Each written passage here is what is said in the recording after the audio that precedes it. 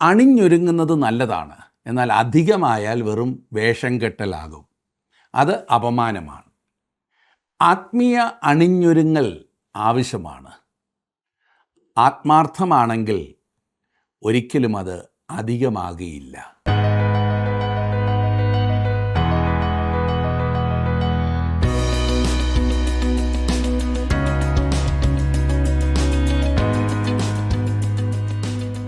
ജീവസന്ദേശത്തിൻ്റെ Bible പഠന ക്ലാസ്സിലേക്ക് നിങ്ങളെല്ലാവരെയും സ്വാഗതം ചെയ്യുന്നു. മനുഷ്യന് ഗ്രഹിക്കുവാൻ സാധിക്കുന്ന അളവിൽ മാത്രമാണ് ദൈവം അവനോട് സംവാദിക്കുന്നത്. സ്വർഗീയമായ അനുഭവങ്ങളെ വെളിപ്പെടുത്തുവാൻ ലൗകികമായ കാര്യങ്ങൾക്കുള്ള പരിമിതികൾ വളരെയാണെന്ന് നമുക്കറിയാം. ഭൂമിയിലുള്ളത് നിങ്ങളോട് പറഞ്ഞിട്ട് നിങ്ങൾ വിശ്വസിക്കുന്നില്ലെങ്കിൽ സ്വർഗത്തിലുള്ളത് നിങ്ങളോട് പറഞ്ഞാൽ എങ്ങനെ വിശ്വസിക്കും എന്നാകുന്നു ക്രിസ്തു തൻ്റെ ശിഷ്യന്മാരോട് പറഞ്ഞത്. ക്രിസ്തുവിനെയും സഭയെയും കുറിച്ചുള്ള മാർമിക ബന്ധത്തെ വെളിപ്പെടുത്തുവാൻ വിശുദ്ധ പൗലോസ് കൂട്ടുപിടിച്ചത് ഭാര്യാഭർത്തൃ ബന്ധമാകുന്നു എന്ന് എഫേസ്യർക്ക് എഴുതിയ ലേഖനത്തിൽ നാം കാണുന്നു. മാനുഷികതയെ പൂർണ്ണമായി തള്ളിക്കളഞ്ഞുകൊണ്ടുള്ള ഒരു ആത്മീയതയല്ല ബൈബിൾ നമ്മെ പഠിപ്പിക്കുന്നത്. പൂർണ്ണ മനുഷ്യനായി തീർന്ന ദൈവപുത്രൻ നമ്മുടെ ആത്മീയ കണ്ണുകളെ തുറക്കട്ടെ എന്ന് പ്രാർത്ഥിക്കാം. ഉത്തമഗീതം 1-ാം അധ്യായം 5 മുതൽ 12 വരെയുള്ള വാക്യങ്ങളാണ് ഇന്ന് നമ്മൾ കാണുവാൻ പോകുന്നത്.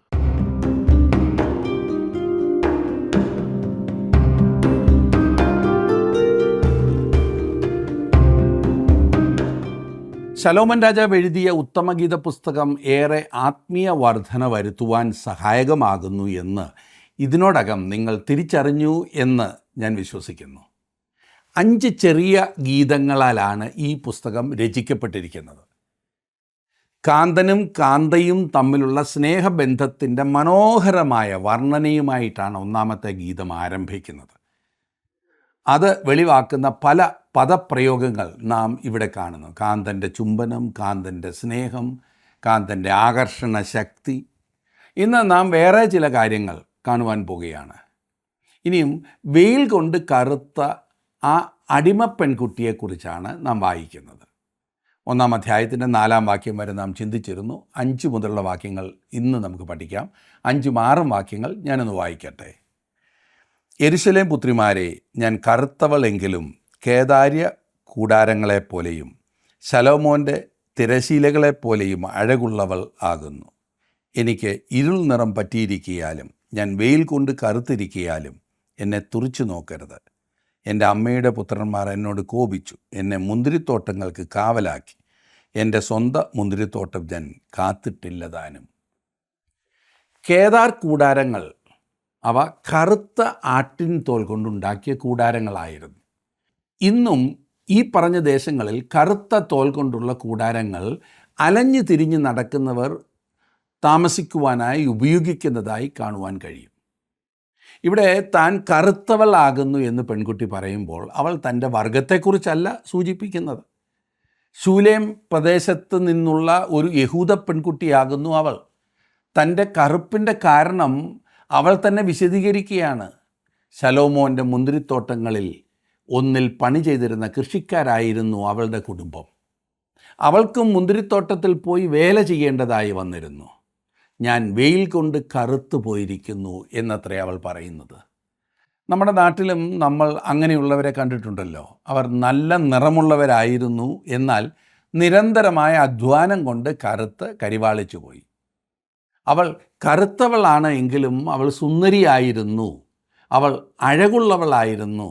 ഈ ത്വക്കിൻ്റെ നിറമല്ല പ്രധാനപ്പെട്ട കാര്യം. ഹൃദയം കർത്താവുമായി നല്ല ബന്ധത്തിലാകുന്നുവെങ്കിൽ അതാണ് ഒരു വ്യക്തിയെ സംബന്ധിച്ചിടത്തോളം മനോഹരമായിട്ടുള്ളത്. ഹൃദയത്തിൻ്റെ സ്ഥിതി എങ്ങനെയിരിക്കുന്നു എന്നതാണ് ഏറ്റവും പ്രധാനപ്പെട്ട കാര്യം. സൂര്യൻ്റെ കിരണങ്ങളിൽ അധികവും നമ്മുടെ ത്വക്കിനെ ബാധിക്കയില്ല എന്നത് ശ്രദ്ധേയമായ കാര്യമാണ്. സൂര്യപ്രകാശത്തിലുള്ള അൾട്രാ വയലറ്റ് രശ്മികളാണ് നമ്മുടെ ത്വക്കിനെ ബാധിക്കുന്നത്. മേഘത്താൽ മൂടപ്പെട്ടിരിക്കുന്ന സമയത്ത് പോലും ഈ അൾട്രാ വയലറ്റ് രശ്മികൾക്ക് കടന്നു വന്ന് നമ്മെ സൂര്യതാപം ഏൽപ്പിക്കുവാൻ കഴിയും. യാതൊരു മൂടുപടവും കൂടാതെ തങ്ങൾക്ക് ദൈവസന്നിധി ആകുന്ന വെളിച്ചത്തിൽ കടന്നു വരാമെന്ന് അധികം ആളുകൾ ചിന്തിക്കുന്നുണ്ട്. ക്രിസ്തുവിൻ്റെ നീതീകരണം എന്ന മൂടുപടം കൂടാതെ യാതൊരു വ്യക്തിക്കും ദൈവത്തിൻ്റെ വിശുദ്ധമായ സന്നിധിയിൽ കടന്നു വരുവാൻ കഴിയുകയില്ല എന്നതാണ് വാസ്തവം. അതാണ് നമ്മുടെ സംരക്ഷണമായിരിക്കുന്നത്. ക്രിസ്തുവിൻ്റെ ചിറകിൻ നിഴലിൽ ശരണം പ്രാപിക്കുക എന്ന് പറയുന്നതിൻ്റെ മറ്റൊരർത്ഥമാണിത്. ദൈവസന്നിധിയിൽ കടന്നു ചെല്ലുന്നതിന് ഞാനും നിങ്ങളും ക്രിസ്തുവിൻ്റെ നീതി ധരിക്കേണ്ടത് ആവശ്യമാണ്. സൂര്യതാപമേറ്റ് കറുത്തുപോയ ഈ പാപം പെൺകുട്ടിയിലേക്ക് നമുക്ക് നമ്മുടെ ശ്രദ്ധ തിരിക്കാം. അവളുടെ അമ്മയുടെ മക്കൾ അവളോട് വിദ്വേഷത്തിലായിരുന്നത് കൊണ്ട് അവൾക്ക് വെളിയിൽ ഇറങ്ങി വേല ചെയ്യേണ്ടതായി വന്നു. അവർ അവളെ മുന്തിരിത്തോട്ടം സൂക്ഷിപ്പാനാക്കി. തുടർന്ന് അവൾ പറയുന്നു, എൻ്റെ സ്വന്തം മുന്തിരിത്തോട്ടം ഞാൻ കാത്തിട്ടില്ലതാനും എന്ന്. ഇതാണ് കാന്തയായ പെൺകുട്ടി തന്നെക്കുറിച്ച് പറയുന്നത്. അവൾക്ക് സ്വാഭാവികമായ സൗന്ദര്യമുണ്ട്, എന്നാൽ അത് നിലനിർത്തുന്നതിനോ സൗന്ദര്യം കാത്തു സൂക്ഷിക്കുന്നതിനോ അവൾക്ക് കഴിഞ്ഞിട്ടില്ല. സൗന്ദര്യവർദ്ധന നടത്തുന്ന സ്ഥലത്ത് പോകുവാൻ അവൾക്ക് സമയമുണ്ടായിരുന്നില്ല. അവളുടെ തലമുടി ഭംഗിയായി അലങ്കരിച്ച് വെക്കുവാൻ അവൾക്ക് കഴിഞ്ഞിരുന്നില്ല. മുഖത്തെ സൗന്ദര്യവർദ്ധക സാധനങ്ങൾ ഉപയോഗിക്കുവാൻ അവൾക്ക് കഴിഞ്ഞിരുന്നില്ല. തൻ്റെ സൗന്ദര്യത്തെ വർദ്ധിപ്പിക്കുന്ന യാതൊന്നും ചെയ്യുവാൻ അവൾക്ക് സമയമുണ്ടായിരുന്നില്ല, കഴിയുമായിരുന്നില്ല. വളരെ കഠിനമായി രാവും പകലും വേല ചെയ്യേണ്ടി വന്നതുകൊണ്ട് തൻ്റെ സൗന്ദര്യത്തിൻ്റെ കാര്യം അവൾ അവഗണിച്ചിരുന്നു. തൻ്റെ സൗന്ദര്യത്തെക്കുറിച്ച് ചിന്തിക്കുവാനോ അതിനുവേണ്ടി പണിയെടുക്കുവാനോ കഴിഞ്ഞില്ല. വിശപ്പടക്കുവാൻ, അതുപോലെ തന്നെ വീട്ടിൽ നിന്നുള്ള സമ്മർദ്ദത്തിൻ്റെ വെളിച്ചത്തിൽ പണിയെടുക്കുവാൻ മാത്രമേ അവൾക്ക് കഴിഞ്ഞിരുന്നുള്ളൂ. ദൈവം മുൻപാകെ മനുഷ്യജാതി സൗന്ദര്യമുള്ളവരല്ല. നാം നല്ലവരായ അഴകുള്ളവരായതുകൊണ്ടാണ് ദൈവം നമ്മോട് താല്പര്യമുള്ളവനായിരിക്കുന്നത് എന്ന് ചിലപ്പോൾ നാം ചിന്തിക്കാറുണ്ട്.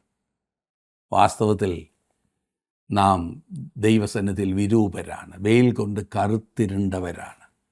നാം ദൈവം മുൻപാകെ ആകർഷണീയരല്ല, എന്നാൽ അവൻ നമ്മെ തൻ്റെ മനോഹര കാന്തയാക്കി തീർക്കും എന്ന് അവൻ പറയുന്നു. എഫേസ്യ ലേഖനം 5-ാം അധ്യായത്തിൽ നമുക്ക് ലഭിക്കുന്ന മനോഹരമായ ചിത്രം അതാണ്. ഭർത്താക്കന്മാരോട് പറയുന്ന നിർദ്ദേശം അത് സഭയോടുള്ള ക്രിസ്തുവിൻ്റെ സ്നേഹമാണത്. എഫേസ്യ ലേഖനം 5-ാം അധ്യായത്തിൻ്റെ 25, 26, 27 വാക്യങ്ങൾ. ഭർത്താക്കന്മാരെ, ക്രിസ്തു സഭയെ സ്നേഹിച്ചതുപോലെ നിങ്ങളുടെ ഭാര്യമാരെ സ്നേഹിപ്പീൻ. അവൻ അവളെ വചനത്തോടു കൂടിയ ജലസ്നാനത്താൽ വെടിപ്പാക്കി വിശുദ്ധീകരിക്കേണ്ടതിനും കറ, ചുളുക്കം മുതലായതൊന്നുമില്ലാതെ സഭയെ ശുദ്ധയും നിഷ്കളങ്കയുമായി തനിക്ക് തന്നെ തേജസ്സോടെ മുൻനിർത്തേണ്ടതിനും തന്നെത്താൻ അവൾക്ക് വേണ്ടി ഏൽപ്പിച്ചു കൊടുത്തു. അതുകൊണ്ടും ഭർത്താക്കന്മാരും തങ്ങളുടെ ഭാര്യമാരെ സ്വന്തം ശരീരങ്ങളെപ്പോലെ സ്നേഹിക്കേണ്ടതാകുന്നു. ഭാര്യയെ സ്നേഹിക്കുന്നവൻ തന്നെത്താൻ സ്നേഹിക്കുന്നു. ക്രിസ്തു നമ്മെ സൗന്ദര്യമുള്ളവരാക്കി തീർക്കുന്നു. അവൻ നമ്മെ തൻ്റെ കാന്തയാക്കി അലങ്കരിച്ചും സൗന്ദര്യവതിയാക്കുന്നു. കറ, ചുളുക്കം ഒന്നുമില്ലാത്തവളാക്കി തീർക്കുന്നു എന്ന് ചുരുക്കം. ഇനി കഥ മുൻപോട്ട് പോവുകയാണ്. ശൂലേംകാരി താൻ കണ്ടുമുട്ടുവാൻ ഇടയായ ആട്ടിടയനോട് സംസാരിക്കുന്നു. 7-ാം വാക്യം. എൻ്റെ പ്രാണപ്രിയനെ പറഞ്ഞു തരിക, നീ ആടുകളെ മേയ്ക്കുന്നത് എവിടെ? ഉച്ചയ്ക്ക് കിടത്തുന്നത് എവിടെ? നിൻ്റെ ചങ്ങാതിമാരുടെ ആട്ടിൻകൂട്ടങ്ങൾക്കരികെ ഞാൻ മുഖം മൂടിയവളെപ്പോലെ ഇരിക്കുന്നത് എന്തിന്? തനിക്ക് കാണുവാൻ കഴിയുന്ന ആടുകൾ ഈ കാന്തന് ഇല്ലായിരുന്നത് കൊണ്ട് അവൻ വളരെ പ്രത്യേകതയുള്ളൊരു ആട്ടിടയനായിരുന്നു. അതുകൊണ്ട് അവൻ്റെ ആടുകളെക്കുറിച്ച് ഈ ശൂലേംകാരത്തി അവനോട് ചോദിക്കുന്നു. ആട്ടിടയൻ ഒഴിഞ്ഞു മാറുവാൻ ശ്രമിക്കുന്നത് പോലെ തോന്നുന്നു. എന്നാൽ നമുക്കിവിടെ ആഴമായി ചിന്തിക്കുവാൻ സാധിക്കും. കർത്താവായ യേശുക്രിസ്തു ഇങ്ങനെ പറഞ്ഞു. യോഹന്നാൻ എഴുതിയ സുവിശേഷം 10-ാം അധ്യായം 14 മുതലുള്ള വാക്യങ്ങളിൽ, ഞാൻ നല്ല ഇടയനാകുന്നു. പിതാവ് എന്നെ അറിയുകയും ഞാൻ പിതാവിനെ അറിയുകയും ചെയ്യുന്നത് പോലെ ഞാൻ എനിക്കുള്ളവയെ അറിയുകയും എനിക്കുള്ളവ എന്നെ അറിയുകയും ചെയ്യുന്നു. ഈ തൊഴുത്തിൽ ഉൾപ്പെടാത്ത വേറെ ആടുകൾ എനിക്കുണ്ട്. അവയെയും ഞാൻ നടത്തേണ്ടതാകുന്നു. അവ എൻ്റെ ശബ്ദം കേൾക്കും. ഒരാട്ടിൻകൂട്ടവും ഒരിടയനും ആകും. ശൂലേംകാരി പെൺകുട്ടി ആട്ടിടയനോട് ചോദിച്ചതുപോലെ നാം എല്ലാവരും ചോദ്യങ്ങൾ ചോദിക്കുവാൻ ആഗ്രഹിക്കുന്നു. മറ്റേ ആടുകളുടെ കാര്യം, അതെ, ഇന്നും വിശ്വാസത്തിലേക്ക് വന്നിട്ടില്ലാത്തവരുടെ കാര്യം എന്താകുമെന്ന് നാം ചോദിക്കുകയാണ്. അവർ നഷ്ടപ്പെട്ടവരാണോ? തെരഞ്ഞെടുപ്പിൻ്റെ ഉപദേശം അറിയുവാൻ നാം എല്ലാവരും ആഗ്രഹിക്കുന്നു. അതെ, ഇന്നയാൾ രക്ഷിക്കപ്പെട്ടവനാണോ കർത്താവെ, അതോ രക്ഷിക്കപ്പെട്ടവനല്ലയോ ആ ആൾ? അതറിയുവാൻ നാം ആഗ്രഹിക്കുന്നു. നമുക്ക് ചുറ്റും കാണുന്നവരെ വിധിക്കുവാനാണ് പലപ്പോഴും നമുക്ക് താല്പര്യം. മറ്റുള്ളവർ ക്രിസ്തുവിൽ എന്തായിരിക്കുന്നു എന്നറിയുന്നതിന് പകരം നാം അവൻ്റെ ആടുകളായിരിക്കുന്നു എന്ന് ഉറപ്പാക്കുകയാണ് ആവശ്യമായിരിക്കുന്നത്. അതാണ് നമ്മെ സംബന്ധിച്ചിടത്തോളം ഏറ്റവും പ്രധാനപ്പെട്ട കാര്യം. ഇടയൻ അവൾക്ക് കൊടുക്കുന്ന മറുപടി ശ്രദ്ധിച്ചേ. 8-ാം വാക്യം, സ്ത്രീകളിൽ അതിസുന്ദരിയെ, നീ അറിയുന്നില്ലെങ്കിൽ ആടുകളുടെ കാൽച്ചുവട് തുടർന്ന് ചെന്ന് ഇടയന്മാരുടെ കൂടാരങ്ങളുടെ അരികെ നിൻ്റെ കുഞ്ഞാടുകളെ മേയിക്കുക. കർത്താവായ യേശുക്രിസ്തു നമ്മോട് പറയുന്ന ഉത്തരവും ഇതായിരിക്കും. നിൻ്റെ കുഞ്ഞാടുകളെ മേയിക്കുക. ആട്ടിൻകുട്ടികൾ പാലിക്കപ്പെടേണ്ടതാണ്. അവർക്ക് ആഹാരം കൊണ്ടു കൊടുക്കേണ്ടത് ആവശ്യമാണ്. എന്നെ ശ്രദ്ധിക്കുന്ന പ്രിയ സുഹൃത്തെ, നമ്മുടെ എല്ലാം അവസ്ഥ ഇതുതന്നെയാണ്. പത്രോസ് അപ്പോസ്തലൻ ഇപ്രകാരമാണ് പറഞ്ഞിരിക്കുന്നത്, ഇപ്പോൾ ജനിച്ച ശിശുക്കളെപ്പോലെ രക്ഷയ്ക്കായി വളരുവാൻ വചനമെന്ന മായമില്ലാത്ത പാൽ കുടിപ്പാൻ വാഞ്ചിപ്പീനെന്ന്. ഇടയന്മാരുടെ കൂടാരങ്ങളുടെ അരികെ നിൻ്റെ കുഞ്ഞാടുകളെ മേയിക്കുക. വിശ്വാസികൾ ഇടയന്മാരുടെ കൂടാരങ്ങളുടെ അരികെ ആഹാരം കണ്ടെത്തേണ്ടത് ആവശ്യമാണ്. കാരണം അവിടെ ആയിരിക്കും പച്ചയായ പുൽപ്പുറങ്ങൾ ധാരാളമായിട്ടുള്ളത്. നാം ദൈവവചനമാണ് ഭക്ഷിക്കേണ്ടത്. ദൈവവചനം നമുക്ക് സന്തോഷപ്രദമല്ലെങ്കിൽ, സങ്കീർത്തനക്കാരൻ പറയുന്നത് പോലെ അത് നമുക്ക് പ്രമോദമായിട്ടില്ലെങ്കിൽ, അത് നമുക്ക് രസമായിട്ടില്ലെങ്കിൽ, മറ്റുള്ളവരോട് അതിൻ്റെ സന്തോഷം പറഞ്ഞു കൊടുക്കുന്നതിനോ അത് ഭക്ഷിക്കേണ്ടതിൻ്റെ ആവശ്യകതയെക്കുറിച്ച് പറയുന്നതിനോ നമുക്ക് കഴിയുകയില്ല. നാം ദൈവവചനം ഭക്ഷിക്കേണ്ടത് ആവശ്യമാണ്. പിന്നീട് നാം ദൈവവചനം മറ്റുള്ളവർക്ക് കൊടുക്കുകയും ചെയ്യേണ്ടത് ആവശ്യമാണ്. ക്രിസ്തുവിൻ്റെ മണവാട്ടി ഇന്ന് ദൈവവചനം മറ്റുള്ളവർക്ക് കൊടുക്കേണ്ടത് ആവശ്യമാകുന്നു എന്ന കാര്യം പ്രത്യേകം ശ്രദ്ധിക്കുക. ക്രിസ്തു വിശ്വാസികൾ എന്ന നിലയിൽ, അതെ, വിശ്വാസികളുടെ ശരീരം എന്ന നിലയിൽ നാം ഇന്ന് ഇതിൽ പരാജയമടയുകയാണ് ചെയ്യുന്നത്. സ്ത്രീകളിൽ അതിസുന്ദരിയെ, നീ അറിയുന്നില്ലെങ്കിൽ എന്ന് നാം വായിച്ചല്ലോ. നമുക്ക് ഉത്തരം കണ്ടെത്തുവാൻ കഴിയാത്ത അനേകം കാര്യങ്ങളുണ്ട്. എന്നാൽ താങ്കൾക്കറിവില്ലാത്ത കാര്യങ്ങൾ, താങ്കൾക്കറിവുള്ള കാര്യങ്ങളെ അസ്വസ്ഥമാക്കുവാൻ അനുവദിക്കരുത്. നിങ്ങളുടെ പാപങ്ങൾക്ക് വേണ്ടി ക്രിസ്തു മരിച്ചു എന്ന് നിങ്ങൾക്ക് അറിയാം. നിങ്ങൾ അവനിൽ വിശ്വസിക്കുന്നു എന്ന് നിങ്ങൾക്കറിയാം. നിങ്ങൾ അവനിൽ ആശ്വാസം കണ്ടെത്തിയിരിക്കുന്നതായി നിങ്ങൾക്കറിയാം. എങ്കിൽ എൻ്റെ വീണ്ടെടുപ്പുകാരൻ ജീവിച്ചിരിക്കുന്നു എന്ന് ഞാൻ അറിയുന്നു എന്ന് നിങ്ങൾക്ക് പറയുവാൻ കഴിയും. ഞാൻ ആരെ വിശ്വസിച്ചിരിക്കുന്നു എന്ന് എനിക്കറിയാം. അത് പറയുവാൻ താങ്കൾക്ക് കഴിയും. പൗലോസ് അപ്രകാരം പറഞ്ഞു. എന്നാൽ തെരഞ്ഞെടുപ്പിനെക്കുറിച്ചും മുൻനിർണയത്തെക്കുറിച്ചും സകല ഉപദേശവും തനിക്കറിയാമെന്ന് പൗലോസ് പറഞ്ഞിരിക്കുന്നതായി നാം കാണുന്നില്ല. അതുകൊണ്ട് നമുക്കറിവുള്ള കാര്യങ്ങളെ അസ്വസ്ഥപ്പെടുത്തുവാൻ അറിവില്ലാത്ത കാര്യങ്ങളെ നാം അനുവദിക്കരുത്. മനസ്സിലായല്ലോ? നമ്മുടെ കുഞ്ഞാടുകളെ മേയിക്കുന്നു എന്ന കാര്യം നാം ഉറപ്പാക്കണം. അനേകം വർഷങ്ങളിലൂടെ ദൈവവചനം പഠിക്കുവാൻ ജീവസന്ദേശം പ്രയോജനപ്പെടുത്തുന്ന അനേകരെ എനിക്കറിയാം. അവർക്ക് 100 ചോദ്യങ്ങൾ ഇല്ല.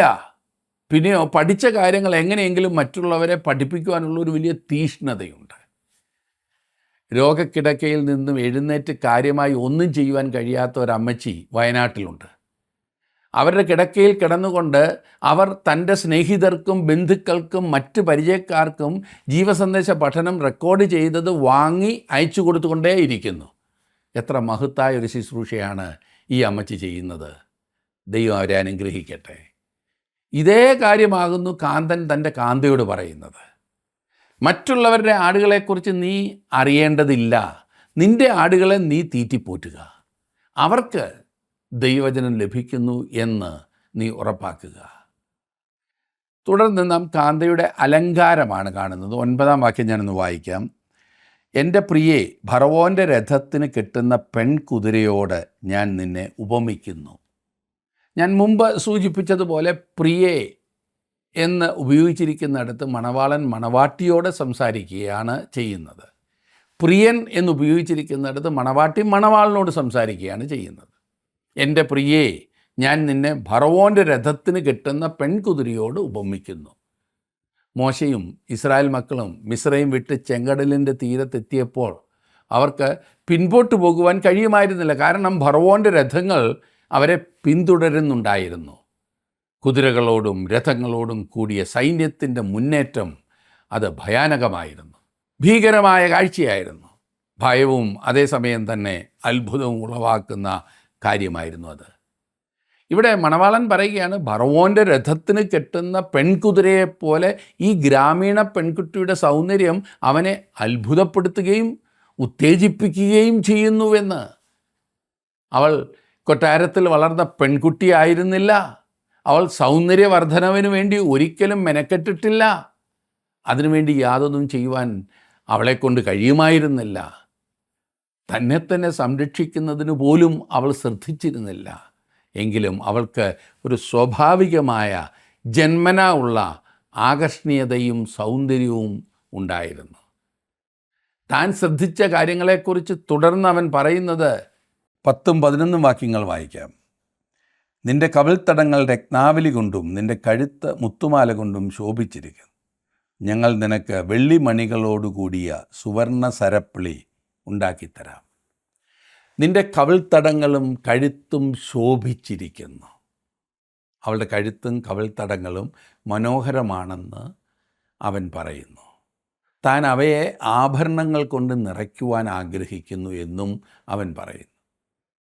തനിക്ക് ആകൃഷ്ടമായി തോന്നിയ അവയവങ്ങളുടെ വർണ്ണന അവൻ നടത്തുകയാകുന്നു. തൻ്റെ മണവാട്ടിയാകുവാൻ പോകുന്ന പെൺകുട്ടിയെക്കുറിച്ചാണ് അവൻ സംസാരിക്കുന്നത് എന്ന് മറക്കരുത്.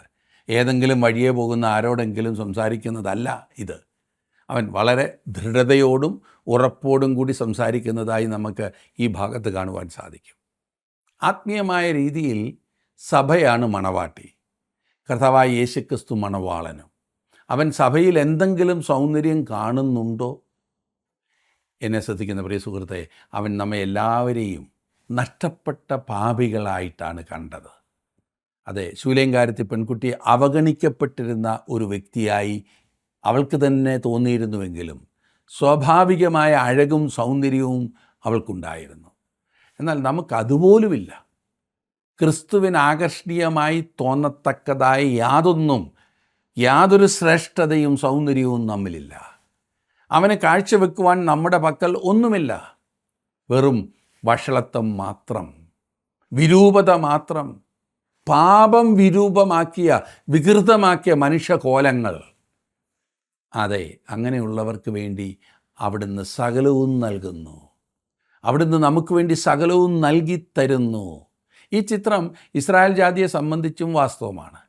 ദൈവം ഇസ്രായേൽ മക്കളെ വിടുവിക്കുവാൻ ഇറങ്ങി വന്നപ്പോൾ, നിങ്ങൾ ഏറ്റവും നല്ല ഒരു കൂട്ടം ആളുകളായതുകൊണ്ട് ഞാൻ നിങ്ങളെ മിസ്രയീമ്യരേക്കാൾ ശ്രേഷ്ഠരായി കണ്ടതുകൊണ്ട് നിങ്ങളെ വിടുവിക്കുവാൻ പോകുന്നു എന്ന് ദൈവം പറഞ്ഞില്ല.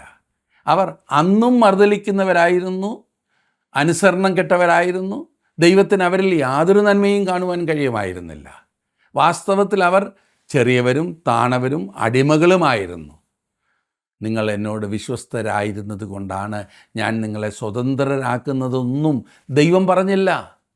അവൻ അവരെ സ്വതന്ത്രരാക്കിയത് ആ കാരണം കൊണ്ടല്ല. അവർ അവിശ്വസ്തരും അവിശ്വാസികളുമായിരുന്നു. വിഗ്രഹാരാധനയിലാണ് അവർ ജീവിച്ചിരുന്നത്. അവർ ദൈവത്തെ ഉപേക്ഷിച്ച് കളഞ്ഞിരുന്നു. അവർ ദൈവത്തിൽ നിന്നും മുഖം തിരിച്ചു കളയുകയും അധാർമികമായ ജീവിതം നയിക്കുകയുമാണ് ചെയ്തിരുന്നത്. എന്നാൽ പിന്നെ ദൈവത്തിന് ആകർഷകമായി തോന്നിയത് എന്താണ്? എന്തുകൊണ്ടാണ് ദൈവം അവർക്ക് വേണ്ടി സമയം പാഴാക്കിക്കളഞ്ഞത്? പാഴാക്കുകയായിരുന്നെങ്കിൽ അതിനുള്ള ഉത്തരം ദൈവം മോശയോട് പറയുന്നുണ്ട്. ഞാൻ അവരുടെ നിലവിളി കേട്ടു. അതാണ് ദൈവം പ്രവർത്തിക്കുവാൻ ഇടയാക്കിയ കാര്യം. ദൈവത്തിൻ്റെ സ്നേഹത്തിലും കൃപയിലുമാണ് ഇതിൻ്റെ ഉത്തരം പൂർണ്ണമായി അടങ്ങിയിരിക്കുന്നത്. അവരുടെ നഷ്ടപ്പെട്ട അവസ്ഥയായിരുന്നു ഇസ്രായേലിന് വിടുതലിൻ്റെ മാർഗം ഒരുക്കിക്കൊടുക്കുവാൻ ദൈവത്തെ പ്രേരിപ്പിച്ച സംഗതി. അവൻ അബ്രഹാമിനോടും ഇസ്ഹാക്കിനോടും യാക്കോബിനോടുമുള്ള തൻ്റെ നിയമത്തെ ഓർത്തു എന്ന് പറഞ്ഞിരിക്കുന്നു. ദൈവം തൻ്റെ വാക്ക് പാലിക്കുന്നവനാണ്. താൻ ഒരു കാര്യം ചെയ്യുമെന്ന് പറഞ്ഞാൽ ദൈവം അത് നിവർത്തിക്കുക തന്നെ ചെയ്യും. എന്നെ ശ്രദ്ധിക്കുന്ന പ്രിയ സുഹൃത്തെ, നമ്മുടെ സഭയുടെ രക്ഷയ്ക്കു വേണ്ടി സകലതും ചെയ്യുവാൻ ദൈവത്തെ പ്രേരിപ്പിച്ച കാര്യം നമ്മുടെ നഷ്ടപ്പെട്ട നിസ്സഹായ അവസ്ഥയാകുന്നു. ഒരുപക്ഷെ നാം അതറിഞ്ഞിരുന്നില്ല. കുഴഞ്ഞ ചേറ്റിൽ കിടന്ന്, താണകുഴിയിൽ കിടന്ന് ശോചനീയാവസ്ഥ. നാം ക്രിസ്തുവിൽ വിശ്വസിച്ചാൽ മാത്രം മതി, രക്ഷിക്കപ്പെടുമെന്നും ദൈവം നമ്മോട് പറയുന്നു. ഞങ്ങൾ നിനക്ക് വെള്ളിമണികളോട് കൂടിയ സുവർണ സരപ്പളി ഉണ്ടാക്കിത്തരാമെന്ന് നാം വായിച്ചല്ലോ. നമ്മുടെ സ്വർഗീയ മണവാളൻ വിശ്വാസികളായ നമുക്ക് വേണ്ടി ചെയ്യുവാൻ പോകുന്നതിൻ്റെ ഒരു ചിത്രമാണ് ഇവിടെ നമുക്ക് ലഭിക്കുന്നത്. എഫെസ്യ ലേഖനം 5-ാം അധ്യായത്തിൽ ഈ കാര്യം വ്യക്തമാക്കിയിട്ടുണ്ട്. ക്രിസ്തു സഭയെ സ്നേഹിച്ച് തന്നെത്താൻ സഭയ്ക്കു വേണ്ടി കൊടുത്തു. സഭയെ വചനമാകുന്ന ജലത്താൽ കഴുകി ശുദ്ധീകരിച്ചു. വിശുദ്ധയും നിഷ്കളങ്കയുമാകേണ്ടതിന് വേണ്ടിയാണ് അവൻ അപ്രകാരം ചെയ്തത്. തനിക്ക് വേണ്ടി സഭയെ കറയും കളങ്കവുമില്ലാത്ത വിശുദ്ധയായി വേർതിരിക്കേണ്ടതിന് വേണ്ടി അവൻ അപ്രകാരം ചെയ്തു. സഭയ്ക്ക് എന്ത് സംഭവിച്ചു? വാസ്തവത്തിൽ അവൻ നമ്മെ വീണ്ടെടുത്തു. അവൻ നമുക്ക് വേണ്ടി മറുവില കൊടുത്തു. അവൻ നമ്മുടെ പാപങ്ങളെ കഴുകുകയും അവൻ്റെ നീതി നമ്മിൽ അവൻ ചെലുത്തുകയും ചെയ്തു. അവൻ നമ്മുടെ പാപങ്ങളെ കുറച്ചു. അവൻ്റെ നീതി നമ്മോട് കൂട്ടി. നാം ക്രിസ്തുവിൻ്റെ നീതിയാൽ ആവരണം ചെയ്യപ്പെട്ടിരിക്കുന്നു. നാം അവനിൽ പൂർണ്ണരായി പ്രിയനായവന് യോഗ്യരായി തീർന്നിരിക്കുന്നു. നമ്മുടെ എന്തെങ്കിലും മിടുക്കുകൊണ്ടല്ല, നമ്മുടെ എന്തെങ്കിലും നല്ല പ്രവൃത്തി കൊണ്ടല്ല, പിന്നെയോ അവിടുത്തെ കരുണയൊന്നു മാത്രം. നമ്മുടെ കർത്താവ് കരുണാസമ്പന്നനാണ്. അവൻ സ്നേഹവാനാണ്. അവിടുത്തെ സ്നേഹം നമ്മെ തേടി വരുന്ന സ്നേഹമാണ്. അവിടുത്തെ ദയ നമ്മെ കോരിയെടുക്കുന്ന ദയയാണ്. അവിടുന്ന് നമ്മെ എവിടേക്ക് കൊണ്ടുപോകുന്നു എന്ന് നോക്കിക്കാട്ടെ. 12-ാം വാക്യം. രാജാവ് ഭക്ഷണത്തിനിരിക്കുമ്പോൾ എൻ്റെ ജഡമാംസി സുഗന്ധം പുറപ്പെടുവിക്കുന്നു. അവൻ്റെ മേശയിങ്കിൽ നിന്നുള്ള വിരുന്നാണ് ഇവിടുത്തെ വിഷയം. രാജാവ് ഭക്ഷണമേശയ്ക്കരികെ ഇരിക്കുമ്പോൾ അവൻ്റെ അതിഥികളും അവനോടൊപ്പം ഉണ്ടായിരിക്കും. മണവാളൻ തൻ്റെ ക്ഷണിക്കപ്പെട്ട എല്ലാ അതിഥികളെയും വിരുന്ന് മേശയിങ്കൽ കൊണ്ടുവരും. ചരിത്രം പരിശോധിച്ചാൽ മണവാളൻ്റെ വിരുന്നിനുള്ള ക്ഷണം സ്വീകരിച്ചത് ആരെല്ലാം എന്ന് കാണുവാൻ നമുക്ക് കഴിയും. അവൻ ജനിച്ചപ്പോൾ ഗോശാലയിൽ അവനെ കാണുവാനായി ഇടയന്മാർ മലമുകളിൽ നിന്നിറങ്ങി വന്നു. പിന്നീട് കിഴക്ക് നിന്ന് വിദ്വാൻമാർ അവന് കാഴ്ച അർപ്പിക്കുവാനായി വന്നു. ദാവീദ് ഇപ്രകാരം എഴുതിയപ്പോൾ വിരുന്ന് മേശയുടെ കാര്യം അവൻ്റെ മനസ്സിലുണ്ടായിരുന്നു. അതെ, 23-ാം സങ്കീർത്തനത്തിൻ്റെ 5-ാം വാക്യം. എൻ്റെ ശത്രുക്കൾ കാണെ നീ എനിക്ക് വിരുന്നൊരുക്കുന്നു, എൻ്റെ തലയെ എണ്ണ കൊണ്ട് അഭിഷേകം ചെയ്യുന്നു, എൻ്റെ പാനപാത്രവും നിറഞ്ഞു കവിയുന്നു. എന്നെ ശ്രദ്ധിക്കുന്ന പ്രിയ സുഹൃത്തെ, ദൈവം താങ്കളോട് പറയുന്നു, കണ്ടാലും ഞാൻ വാതിൽക്കൽ നിന്ന് മുട്ടുന്നു. ആരെങ്കിലും എൻ്റെ ശബ്ദം കേട്ട് വാതിൽ തുറന്നാൽ ഞാൻ അവൻ്റെ അടുക്കൽ ചെന്ന് അവനോടും അവൻ എന്നോടും കൂടെ അത്താഴം കഴിക്കും. ക്രിസ്തുവിനോട് കൂടെ വിരുന്ന് കഴിക്കുവാൻ ലഭിക്കുന്ന പദവി എത്രമാത്രം വലുതാകുന്നു, എത്രമാത്രം ഉന്നതമാകുന്നു എന്ന് ചിന്തിച്ചു നോക്കുക. താങ്കൾ എന്തുകൊണ്ട് അവൻ്റെ ക്ഷണം സ്വീകരിച്ച് അവനിലേക്ക് കടന്നു വന്ന് അവനോട് ചേർന്ന് വിരുന്ന് കഴിക്കില്ല? നമ്മുടെ ജീവിതത്തിലെ ചെറിയ ചെറിയ കാര്യങ്ങൾ കൊണ്ട് നാം പലപ്പോഴും കർത്താവിനെ വെളിയിൽ തന്നെ നിർത്തിയിരിക്കുകയാണ്. നാം മുറുകെ പിടിച്ചിരിക്കുന്ന ആ കാര്യങ്ങൾ വലുതെന്ന് നാം ചിന്തിക്കുമ്പോൾ മറക്കരുത്, അതിനേക്കാൾ വലുതാണ് കർത്താവുമായിട്ടുള്ള നമ്മുടെ കൂട്ടായ്മ. യേശു കർത്താവിനെ അനുസരിച്ച് യേശുവിന് വിധേയപ്പെട്ട് ജീവിക്കുന്നിടത്തോളം അനുഗ്രഹിക്കപ്പെട്ട മറ്റൊന്ന് ഈ ആയുസ്സിലില്ല. രാജാവ് ഭക്ഷണത്തിനിരിക്കുമ്പോൾ എൻ്റെ ജഡമാംസി സുഗന്ധം പുറപ്പെടുവിക്കുന്നു എന്ന് നാം വായിച്ചു. ക്രിസ്തുവിൻ്റെ ജീവിത സൗരഭ്യമാണ് ജഡമാംസി സുഗന്ധം. എത്ര മനോഹരമാണത്! അവനോടുള്ള ബന്ധത്തിൽ നമ്മുടെ ജീവിതങ്ങളിലും ഈ സുഗന്ധം ഉണ്ടായിരിക്കേണ്ടത് ആവശ്യമാണ്. അവൻ്റെ മേശയെങ്കിൽ ഭക്ഷണത്തിനിരിക്കുന്നതിൽ കൂടി അത് നമ്മിൽ സാധ്യമായി തീരും. കർത്താവിൻ്റെ അത്താഴം ഒരു പ്രധാനപ്പെട്ട ആരാധനയാണ്. ക്രിസ്തുവിനോടുള്ള യഥാർത്ഥമായ സംസർഗത്തിൻ്റെ സമയമാണ് അത്. അങ്ങനെയാണ് അതിനെ കാണേണ്ടത്. ക്രിസ്തുവിൻ്റെ സൗരഭ്യം നമ്മുടെ ജീവിതങ്ങളിൽ ആവശ്യമായിരിക്കുന്നു എന്ന് നാം എപ്പോഴും ഓർക്കണം. ആ സൗരഭ്യമാണ് നമ്മുടെ സാക്ഷ്യം. അത് നമ്മുടെ ജീവിതത്തിൽ കർത്താവിന് മുൻഗണന കൊടുക്കുമ്പോൾ, കർത്താവിനെ എല്ലാമായി കാണുമ്പോൾ ആ സൗരഭ്യം, ആ സൗന്ദര്യം നമ്മളിൽ നിന്നും പ്രതിഫലിക്കുവാൻ തുടങ്ങും. എന്നെ ശ്രദ്ധിക്കുന്ന താങ്കളുടെ ജീവിതത്തിൽ അങ്ങനെ കർത്താവുമായിട്ടുള്ള ഒരടുത്ത ബന്ധത്തിൽ ആയിത്തീരുവാൻ സാധിച്ചിട്ടുണ്ടോ? അതിനായിട്ട് ദൈവം നിങ്ങളെ സഹായിക്കട്ടെ, ശക്തീകരിക്കട്ടെ.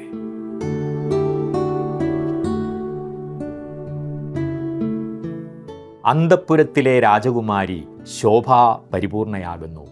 അവളുടെ വസ്ത്രം പൊൻ കസവുകൊണ്ടുള്ളത്. അവളെ ചിത്രത്തയ്യലുള്ള വസ്ത്രം ധരിപ്പിച്ച് രാജസന്നിധിയിൽ കൊണ്ടുവരും. അവളുടെ തോഴിമാരായി കൂടെ നടക്കുന്ന കന്യകമാരെയും അങ്ങയുടെ അടുക്കൽ കൊണ്ടുവരും. സന്തോഷത്തോടും ഉല്ലാസത്തോടും കൂടെ അവരെ കൊണ്ടുവരും. അവർ രാജമന്ദിരത്തിൽ പ്രവേശിക്കും എന്നാകുന്നു 45-ാം സങ്കീർത്തനത്തിൽ മഹാരാജാവായ ദൈവത്തിൻ്റെ സന്നിധിയിലേക്ക് ആനയിക്കപ്പെടുവാൻ ഭാഗ്യം ലഭിച്ചവരെക്കുറിച്ച് പാട്ടുകാർ എഴുതിയിരിക്കുന്നത്. കളങ്കമില്ലാത്തവരായി തേജസ്സോടുകൂടിയാണ് കർത്താവിൻ്റെ സഭയെ ദൈവത്തിൻ്റെ മഹിമാ സന്നിധിയിൽ നിർത്തുവാൻ പോകുന്നത്.